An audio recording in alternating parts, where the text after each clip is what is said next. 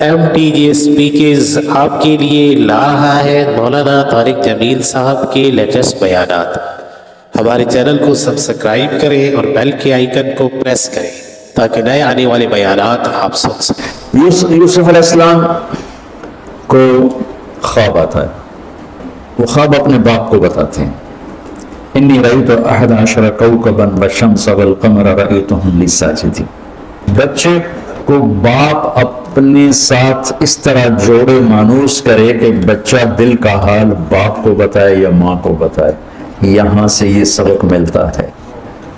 آج کل کے بچوں کو خواب آئے گا تو دوست کو بتائیں گے، ابے کو نہیں بتائیں گے، جو ابا موبائل سے فارغ نہیں ہے، کمپیوٹر سے فارغ نہیں ہے، اور اماں کو بھی ڈرامے سے فرصت نہیں ہے،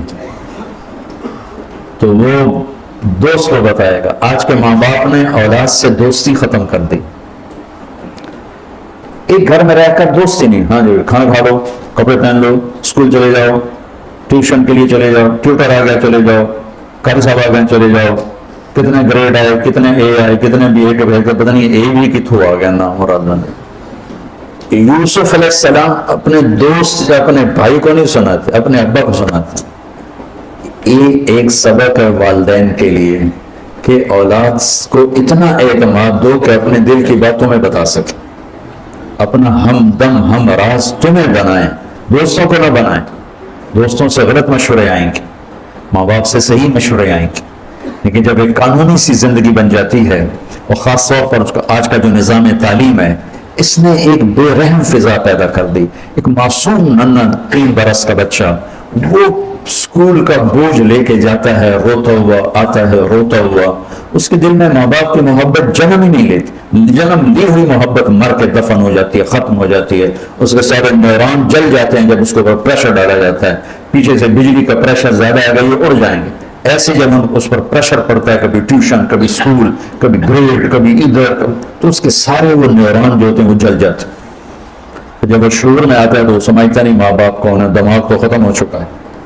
تو یوسف علیہ السلام اپنے والد کو بتا رہے ہیں کہ میں نے یہ خواب دیکھا ہے۔ والد خواب کی تعبیر جاننے والے ہیں، وہ فرماتے ہیں بھائی کو نہ بتانا، بھائیوں کو نہ بتانا، کہ کہیں کوئی چکر نہ چلا دیں تیرے خلاف۔ اس سے پتہ چلتا ہے کہ ایک حدیث استعینوا علی امورکم بالکتمان فإن صاحب النعمت محسود، اگر اللہ تعالیٰ کچھ تمہیں دے تو چھپانے کی کوشش کرو، کہ نعمتوں کو دیکھ کر کچھ لوگ محبت کرتے ہیں، کچھ لوگ حسد کرتے ہیں، اور حسد کی نظر آدمی کو کھا جاتی ہے، اور حسد کی ایسی بیماری کہ اس کا علاج ہی کوئی نہیں۔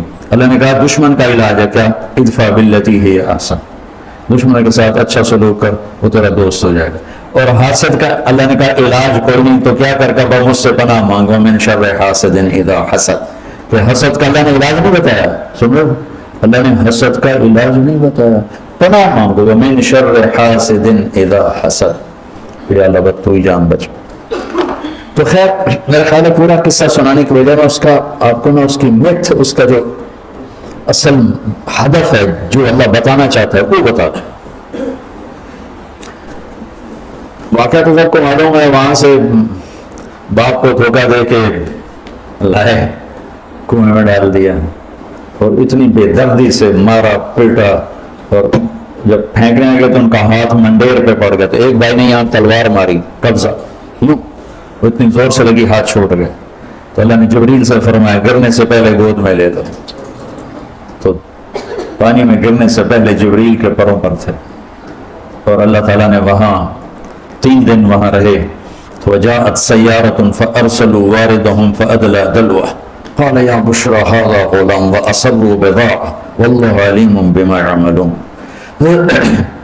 تو وہ قافلہ گزرا، وہاں کنواں دیکھ کے پانی لینے گئے، انہوں نے ڈول نیچے ڈالا، یوسف علیہ السلام ڈول میں بیٹھ گئے، اور یوسف علیہ السلام اعطی شطر الحسن، پوری دنیا کے مردوں کو جو حسن ملا، عورتوں کو جو حسن ملا، اس کا پورا 1/2 یوسف اکیلے کو ملا، تو کیا چیز ہوں گی، کیا چیز ہوں گی؟ 7 ارب انسان تو آج ہیں، اور آگے کتنے آئیں گے ہمارے بعد، اور ہم سے پہلے کتنے گزر گئے۔ ان سب کے حسن کے 2 حصے کیے جائیں تو ایک حصہ پوری دنیا کو تقسیم کیا اور آدھا پورا یوسف کو دیا، کیا چیز ہوں گے؟ اور جنت میں ہر آدمی حسن یوسف والا ہوگا. کیا کمال نہیں. اور اللہ تعالیٰ نے عورتوں میں سب سے حسین عورت اما حوا کو بنایا. اما حوا سب سے حسین عورت تھی. ان کا اصلی قد تھا 130 فٹ دی اما جان، 130 فٹ کے ابا جان. یہی قد جنت میں اللہ واپس لوٹا دے گا 130 فٹ کی ہائٹ پر. تو جو وہ ڈول سے نکل یا بشرا یوں کیا ہوا اس نے، یا بشرا ہاذا غلام، وہ یہ کیا چیز نکل ہاذا غلام. میں حیرت ہے کہ یہ کیا ہے، یہ کیا چہرہ ہے، کیا نور ہے، کیا حسن ہے، کیا جمال ہے. اور ابھی امتحان چل رہا ہے، این اسے بھائی پہنچ گئے اس کو ان کو چیک کرنے کے لیے کہ کیا حال ہے. ارے یہ تو ہمارا بھاگا ہوا غلام ہے، تمہیں کہاں سے مل گیا؟ کہ ہمیں تو کنویں سے ملا ہے. کہا اچھا ٹھیک ہے ہم بیچتے ہیں، لے جاؤ. وشروه بثمن بخس دراهم معدودة وكانوا فيه من الزاهدين. تو مصر کے گورنر نے خریدا تو اکرمی مثواہ وعسى ان ينفعنا او نتخذه ولدا. اور موسیٰ علیہ السلام کو بھی کہا فرعون کی بیوی نے قرۃ عین لی ولک عسى ان ينفعنا او نتخذه ولدا. ایک مناسبت یہ بھی ہے، ادھر بھی کہا جا رہا ہے نتخذه ولدا، ادھر بھی کہا جا رہا ہے نتخذه ولدا. تو وہاں فرعون نے کہا تیری ایک ٹھنڈک ہوگا، میری تو نہیں لگتا، میں تو لگتا ہے میں مارے گا. تو ولما بلغ شدہ آتیناہ حکما وعلما وکذلک نجزی المحسنین. جب وہ جوانی میں آیا اور حسن سورج کی طرح چمکا تو عزیز مصر کی بیگم فتنے میں پڑ گئی. وراودته التي هو في بيتها عن نفسه وغلقت الابواب وقالت هيت لك. یہ هيت لك بم ہے، بم. هيت لك هيت لك هيت لك هيت لك هيت لك هيت لك هيت لك هيت لك هيت لك. اتنی دفعہ اس کو پڑھا جا سکتا ہے. یہ اس واقعہ کی خوفناک شکل کو بتانے کے لیے یہ لفظ یہ بم مارا ہی تلک ہی تلک ہی تلک ہی تلک ہی تلک ہی تلک. تو اس کو امالہ کر کے ہی تلک ہی تلک ہی تلک. اتنی دفعہ اس کو پڑھا جا سکتا ہے اس انداز میں، یہ بتانے کے لیے کہ یوسف علیہ السلام پر کتنی بڑی گھاٹی آ گئی تھی. اور ایک جملے سے سارا باطل چاک ہو گیا. معاذ اللہ انہ ربی احسن مثوایا انہ لا یفلح الکافرون. ہاں زلیخا یہ نہیں ہوگا جو تم چاہتی ہو، یعنی وہ کمرے بند، تالے لگائے، پیرے کھڑے کیے اور دروازے بند. یوسف علیہ السلام نے دیکھا کہ میں کہیں بھی نہیں بھاگ سکتا، لیکن یہ دروازہ یہاں تک تو بھاگ سکتا ہوں. تو کہ اللہ بھائی یہاں تک دوڑنا میرا کام ہے، آگے راستہ دینا تیرا کام. جو دروازے کے قریب ہے تو ٹھک تالا ٹوٹا دروازہ کھل گیا، ٹھک تالا ٹوٹا دروازہ کھل گیا، ٹھک تالا ٹوٹا دروازہ کھل گیا. بھاگتے بھاگتے آگے پیچھے یہاں تک کہ بڑے دروازے بڑھا کر اس کا پیچھے ہاتھ پڑا، کرتا پھٹ گیا، اوپر سے اس کا خامد آ گیا. واستبق الباب وقدت قمیصه من دبر والف یا سیدها لدى الباب. اس نے اس وقت پینترا بدلا. ما جزاء من اراد باهلك سوءا. اور اس کی چالاکی دیکھو، وہ تو نہیں اس کو قتل کروانا چاہتی، لیکن جرم یہ بتائے گی جس پر قتل ہوتا ہے تو خود ہی سزا تجویز کر دے. الا ان یسجن او عذاب الیم. کہ بھائی کوڑے شوڑے مارے جائیں یا قید کیا جائے، قتل نہ کیا جائے. خود ہی سزا تجویز کی کہ کیا جزا ہے اس کی جو تیرے گھر والوں کے ساتھ برائی کا ارادہ کرے، سوائے اس کے کہ اسے قید کیا جائے یا اس کو کوڑے مارے جائیں. قتل نہیں کہا کہ وہ تو اپنی خواہشیں بھی پوری کرنا چاہتی، اس کا نشہ بھی نہیں اترا. بھائی میں نے کچھ نہیں کیا، اسی نے مجھے بہکایا ہے. تو وہاں ایک بچے نے گواہی دی. شاہد شاہد من اہلہا. کرتا دیکھ لو، ان کان قمیصہ قد من قبل فصدقت وهو من الكاذبین وان کان قمیصہ قد من دبر فكذبت وهو من الصادقین. فلما رأى قمیصہ قد من دبر قال انه من کیدکن ان کیدکن عظیم. یوسف اعرض عن هذا واستغفری لذنبک انک کنت من الخاطئین. کیا خوبصورت قرآن نقشہ کھولتا. وہ بھی مصر کا حسن، ایسے ٹھاٹھے مارتی ہوئی جوانی، اور ادھر نبی ابن نبی ابن نبی ابن نبی. ادھر بھی کمال ہے، یہ واحد ہستی ہیں یوسف علیہ السلام، جن کا باپ نبی، جن کا دادا نبی، جن کا پردادا نبی، جو خود نبی۔ یہ اس لیے میرے نبی سے پوچھا گیا رسول من اکرم الناس، سب سے عزت دار کون ہے؟ آپ نے کہا یوسف علیہ السلام، کہ جو خود بھی نبی، ان کے باپ بھی نبی، ان کے دادا بھی نبی، ان کے پردادا بھی نبی۔ تو اللہ تعالیٰ نے اسی کے حساب سے امتحان لیا جس سطح پر وہ تھے۔ تو ساری رسیاں توڑوا کے بھاگے، اور عزیز مصر سامنے پیترا بدلا، اس کو قید کرو، اس نے یہ کیا، اس نے یہ کیا۔ جب وہ دیکھا تو ہی لگتا ہے غلط ہے، یوسف بھائی تو درگزر کر، لیکن بدنامی ہو گئی۔ بدنامی ہوئی تو پھر انہوں نے اس کو قید میں ڈال، پھر قید میں ڈالا۔ اس کے بیچ میں یہ واقعہ ہے کہ لنسوۃ فی المدینہ امرأۃ العزیز تراود فتاها عن نفسه قد شغفها حبا انا لنراہ فی ضلال مبین۔ ارے زلیخا، عورتوں کے تانے، تو ملکہ ہو کر، شہزادی ہو کر ایک غلام پہ ایسے لپٹی ہوگی، تو یہ شرم نہ آئی؟ تو نے اپنی عزت کو نہ دیکھا، اپنے مرتبے کو نہ دیکھا، میں تھوڑی خبر لے لینی ہے۔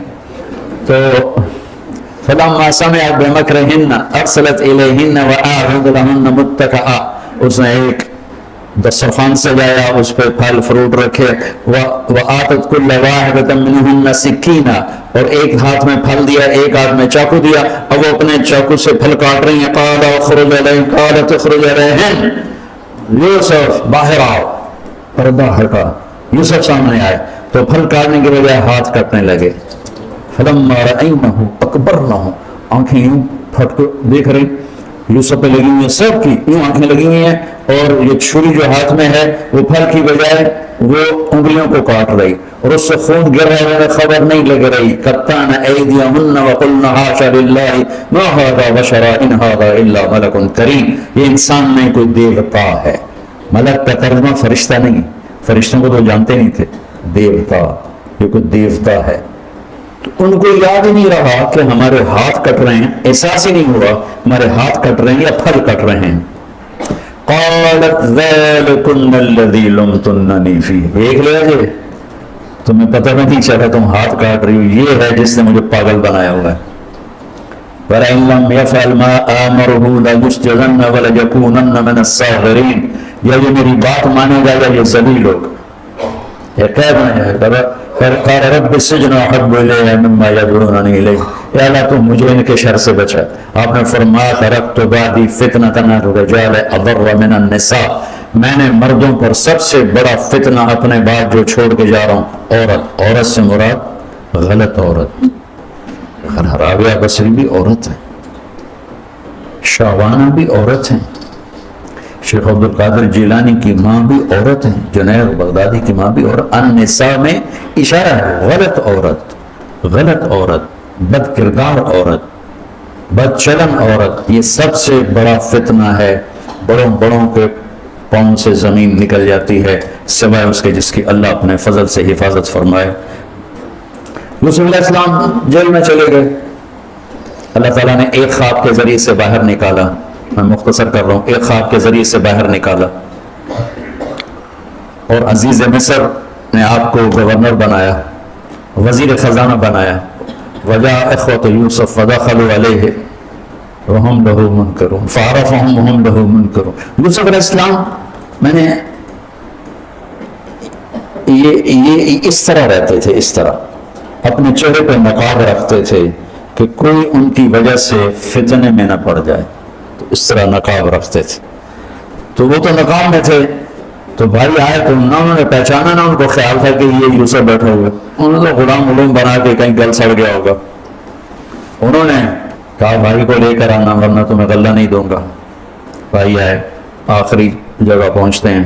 دوبارہ جب وہ غلہ لینے آئے، بنیامین کو انہوں نے روک لیا تھا، دوبارہ جب وہ غلہ لینے آئے تو یعقوب علیہ السلام کو بھائیوں نے بتایا کہ یوسف عزیز مصر نے روک لیا ہے بنیامین کو۔ تو یعقوب علیہ السلام کو 40 سال ہو گئے تھے روتے ہوئے۔ یعقوب علیہ السلام بطور باپ کیسے ہائی لائٹ ہوئے؟ وَجَاءُوا عَلَىٰ قَمِيصِهِ بِدَمٍ كَذِبٍ قَالَ بَلْ سَوَّلَتْ لَكُمْ أَنفُسُكُمْ أَمْرًا فَصَبْرٌ جَمِيلٌ وَاللَّهُ الْمُسْتَعَانُ عَلَىٰ مَا تَصِفُونَ۔ کرتا لے کر آئے خون لگا ہوا لیکن پھٹا ہوا نہیں. تو یعقوب علیہ السلام نے فرمایا بھیڑیا بڑا سیانا ہے, چوڑا لا کے میرے پوتر کو کھاتا سو کرتا اتار کے میرے بیٹے کو کھایا, کہ کرتا کہیں سے پھٹا نہیں اور یوسف کھایا گیا. یہ سب تمہارا مکر و فریب ہے. لیکن فصبر جمیل کا کیا مطلب ہے کہ بچوں تم نے بڑا ظلم کیا ہے, لیکن میری زبان سے کبھی تانا نہیں سنو گے, میرا صبر رہے گا, موت تک رہے گا, تمہیں کبھی برا بھلا نہیں کہوں گا. اور اتنی نافرمان اولاد کو گلے سے لگا کے رکھا, سینے سے لگا کے رکھا. اس محبت نے ان کو بھی توبہ پہ آ کے کھڑا کیا. اگر وہ آج کل کے والدین گھر سے نکل جاؤ اب کر دو, اولاد اور ماں باپ میں رسا کشی ہے, لڑائی ہے اور جھگڑا ہے, نفرت ہے, نہ وہ ضد چھوڑتا ہے نہ وہ ضد چھوڑتا ہے. ماں باپ کو ضد چھوڑنی چاہیے. بچے نادان ہوتے ہیں, عقل کے کچے ہوتے ہیں, تجربہ ہوتا نہیں ہے. ان کے اوپر اگر ہم مسلط ہو کر اپنی ضدوں پر ان کو جھکائیں گے تو وہ ٹوٹ جائیں گے, وہ بکھر جائیں گے, وہ ہم سے متنفر ہو جائیں گے. میں قربان جاؤں, والدین کو یعقوب علیہ السلام کی مثال سامنے رکھنی چاہیے کہ نافرمان اولاد کو گلے سے لگا کے رکھا اور کہیں بھی تانا نہیں دیا کہ تم نے میرے بیٹے کو مجھ سے جدا کر دیا. فصبر جمیل, صبر کے ساتھ, صبر کے ساتھ. یہ آج کے ماحول میں یعقوب والی صفت اگر باپ میں ہوگی تو کوئی اولاد ضائع نہیں ہوگی. لیکن باپ ہی جب مقابلہ کر لیتا ہے, ضد پہ آ جاتا ہے, تو اپنے ہاتھوں سے اپنی اولاد کو دفن کر دیتا ہے تابوت میں. نافرمانی کے تابوت کی کیل والدین لگاتے ہیں تو وہ ضد کر لیتے ہیں, بچوں سے ضد کر لیتے ہیں. ارے اپنی ضدیں توڑ دو, وہ تمہارے پر قربان ہو جائیں گے, فدا ہو جائیں گے. اگر ان پر اپنی ضدیں مسلط کرو گے پھر لڑائیاں ہوں گی, جھگڑے ہوں گے, نفرت ہوگی.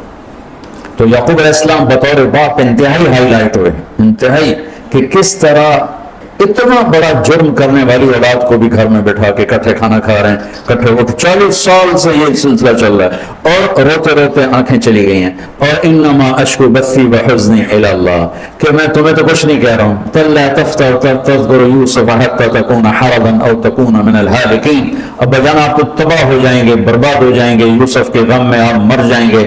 کہا میں تم سے تو کبھی کچھ نہیں کہا, تمہیں کبھی کوئی تانا دیا. انما اشکو بثی وحزنی الی اللہ, اللہ کے سامنے روتا ہوں, تمہیں تو کبھی کچھ نہیں کہا. یہ بطور تم بھی بہت سے شادی شدہ ہو, تمہارے بچے چھوٹے چھوٹے ہو چکے ہیں, تم جو مولوی ہوتے ہو بہت جلدی بچے کو جنید بغدادی بنانا چاہتے ہو. پیدا ہوتے ہی سر پہ ٹوپی, دودھ پیتا بچہ سر پہ ٹوپی. یعقوب علیہ السلام کو پڑھو تاکہ تمہیں پتہ چلے کہ بچوں کو دین پہ کیسے لانا ہے. عام طور پر سورہ یوسف میں یوسف علیہ السلام کو ہائی لائٹ کیا جاتا ہے. میں یعقوب علیہ السلام کو ہائی لائٹ کرتا ہوں کہ میں ان کو بطور باپ جو دیکھتا ہوں وہ یوسف علیہ السلام سے کم درجے کی اہمیت نہیں ہے یعقوب علیہ السلام کی سورہ یوسف میں. لیکن سارے مفسرین بھی اور واعظین بھی اور خطیب یوسف یوسف یوسف یوسف یعقوب علیہ السلام کو کوئی ہائی لائٹ نہیں کرتا کہ یعقوب بطور باپ کس طرح قد آور ہیں. اللہ کی قسم آسمان سے ان کا سر لگ رہا ہے, اتنی قدآور شخصیت ہیں یوسف علیہ السلام کے ساتھ ساتھ بطور باپ ان کے گرد تو کہانی گھوم رہی ہے. انہوں نے ہائی لائٹ تو ہونا ہی ہونا ہے کیونکہ ان کے گرد کہانی گھوم رہی. لیکن اسی کہانی میں یعقوب علیہ السلام کا قد بھی آسمان سے جا کے لگ رہا ہے کہ اولاد کو لے کے چلنا کیسے, اولاد بگڑ جائے, اکھڑ جائے, کیا کرنا ہے؟ لڑائیاں کرنی ہے, گھر سے نکالنا, مقابلے کرنے ہیں, دب جانا ہے, شکست مان لینی ہے, ہار مان لینی ہے اور محبت کو بڑھانا ہے. محبت ایک ایسا جادو ہے جو سر چڑھ کے بولتا ہے اور ایک نہ ایک دن واپس لے کر آتا ہے. لیکن مقابلے, بیوی سے مقابلہ, بچوں سے مقابلہ, بھائیوں سے مقابلہ, مقابلے میں جو ہماری زندگی تلخ اور تباہ اور سہ کر کے رکھتی. یعقوب علیہ السلام نے خط لکھا, وزیر خزانہ, ان کے بتایا گیا یوسف ہے کہ ہم انبیاء کی اولاد ہیں, ہم چور نہیں ہیں اور بڑے امتحان سے گزر رہے ہیں. میرے دادا کو آگ میں ڈالا گیا, میرے باپ کو چھری کے نیچے سے نکالا گیا. حضرت اسماعیل کو باپ کا لقب دیا کہ عربی میں چاچے کو بھی باپ کہہ سکتے ہیں. تو میرے باپ کو چھری کے نیچے سے نکالا گیا, میرے بیٹے کو مجھ سے چھینا گیا, 40 برس گزر گیا, اس کی یاد میں میں اندھا ہو گیا. اب تو نے میرا سہارا روک لیا ہے, برائے مہربانی آزاد کر دو. اچھا, یعقوب علیہ السلام بھی نبی ہیں, یوسف بھی نبی ہیں. یوسف 1 ہفتے کی مسافت پر مصر میں ہیں, لیکن اللہ کی طرف سے اجازت نہیں ملی ہوئی اپنے آپ بتانے کی, ورنہ تو وزیر خزانہ بنتے کسی کو بھیج دیتے, جاؤ بھائی میرے ابا کو بتاؤ. ادھر بھی خاموشی ہے, ادھر بھی خاموشی ہے. جب یہ خط پڑھا یوسف علیہ السلام نے تو رو پڑے اور اللہ سے دعا کی یا اللہ مجھے اپنے آپ کو ظاہر کرنے دیا. تو اللہ نے کہا ٹھیک ہے ظاہر کر دو اپنے آپ. تو اب بھائیوں کو بلایا. اچھا بیچ میں ایک وہ خواب کی بات میں ایک بات ابھی یاد آئی وہ کہہ دوں. یوسف علیہ السلام بے گناہ قید میں گئے. ٹھیک بادشاہ نے خواب دیکھا ہے. تو یوسف ایھا الصدیق افتنا فی سبع بقرات سمان یاکلہن سبع عجاف وسبع سنبلات خضر واخرى یابسات لعلی ارجع الی الناس لعلهم یعلمون. تو بھائی یوسف ہمارے بادشاہ نے یہ خواب دیکھا ہے آپ تعبیر دے دو. تو انسانی فطرت کا تقاضا ہے. یوسف کہتے مجھے بے گناہ جیل میں ڈالا میں تمہیں تعبیریں دوں جاؤ دفعہ ہو جاؤ. نہیں دیتا.